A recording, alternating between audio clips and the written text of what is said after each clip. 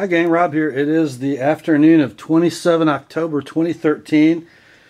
Just a short video for you all today. I've had some questions from a couple YouTubers, but one in particular, my buddy Will Sergiad on YouTube. It was his ZT0350 that I sharpened a couple weeks ago, and you guys are probably aware of that blade. It's got a pretty severe recurve in it. And Will was concerned about how he's going to touch it up in between sharpenings. He's got a Sharpmaker, but he knows that recurves can be tricky, and he asked me for some tips on how to use it to sharpen that recurve area or touch up that recurve area. In fact, before I made this video or had time to do so, he managed to get a chip in his 350 in the recurve area. So let me kind of walk you guys through how to sharpen a recurve with the Sharpmaker, or at least touch it up. Now, to give you an idea of the problem, let's see if I can hold this to the camera so you can see it. If I have a flat blade on a flat stone, you can see everything's hunky-dory as that blade slides across that stone. It's going to contact all parts. If you have a recurve, let's see, I'm going to need a prop. I don't have a recurve knife that's that's not sharp, so let me reach around the camera and grab a sticker.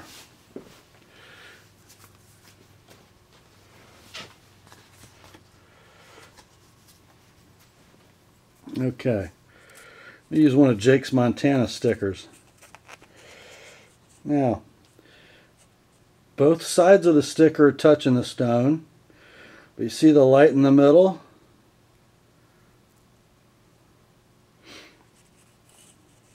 See? That wouldn't work so well, would it? We're not touching that recurve area. So I'm going to show you how to do that.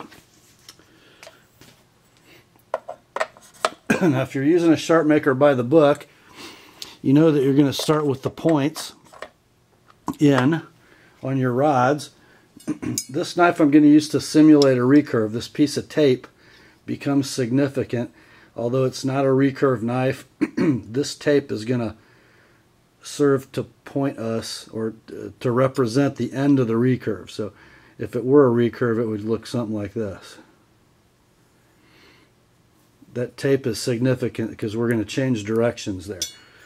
Not at this step though. With the points of the rods, we're just going to use the Sharpmaker normally. We're going to hold our blade exactly vertical.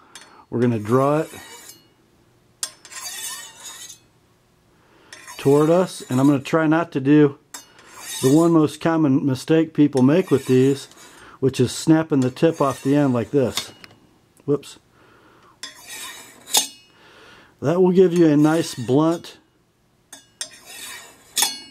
round knife tip. Horrible idea. When you're on the corners in this stage of the game, you're just going to have to stop before you get there. Good idea to time your stroke so it runs out at the bottom. And then you can go back and touch up the tip later. So, when we're at that stage, when we're on the corners of the rods, no big deal. Easy to do. That corner is going to get into the recurve. But when we turn the stones and get onto the flats, now we get problems.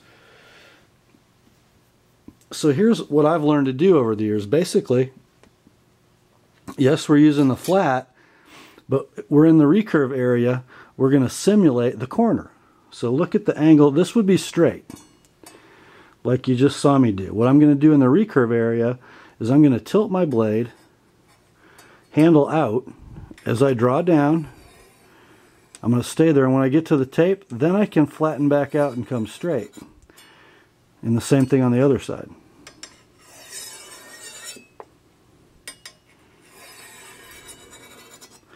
Now, I'm not changing my vertical orientation, just my radial orientation. Now, don't bust me on technique, guys. I have a tripod and a camera poking me in the neck. But I think you get the idea. Now, let me show you about tips real quick before we get done. But essentially, let's remember what we were just doing. We're riding the simulated corner of the stone throughout the recurve. And then when we get to the belly, we're back to square again. Now, we don't want to just use the corners only in the recurve, or we'll start to amplify all of our chips and scratches. We want it to be as close to on the flat as possible, but still riding the corner. I think you get the idea. Now let's talk about these tips. Here's how that needs to look. As we're coming to the end of our stroke, we stop there. Tip still on stone. Tip still on stone. Now, if we've given a lot of attention to the body of the knife and we've been stopping the tip and we're a little concerned about, you know, whether it's actually sharp, we can concentrate just on the tip. We can even go up and down on the tip.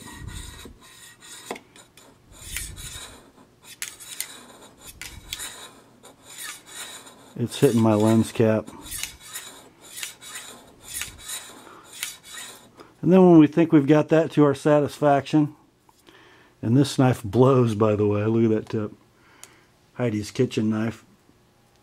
When we think we've got the tip sharp, then we can go back and do some full range strokes just to kind of even out our scratch pattern.